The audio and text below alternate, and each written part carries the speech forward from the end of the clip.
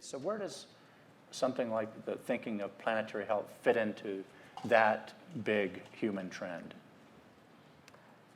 I see it as just an enormous opportunity. I think there's a really fascinating, growing field of thinking about creative urban design, and there are environmental health issues that can be addressed that are more classic within cities, like air quality, like water quality, municipal services, safety, traffic safety, all of those kinds of issues.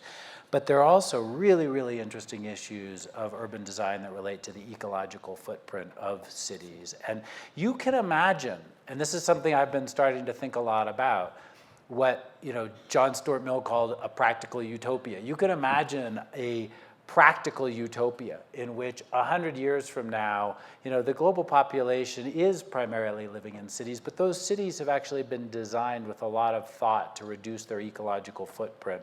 And so they're using water more efficiently. They're using energy more efficiently. All of the inputs and the impacts of those cities are being reduced. And in the meantime, the rest of the biosphere is actually gaining some breathing room. And so we're actually seeing species, come back in terms of population size numbers, and, air and water and fisheries, getting better.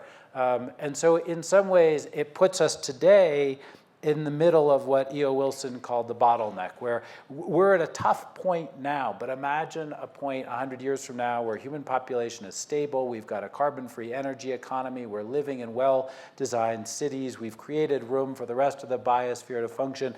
And hopefully our great-great-grandchildren will look back and say, wow, I'm really glad that they were paying attention to those challenges when they did, and we got to where we are with as little lost as we lost. We're going to lose some stuff.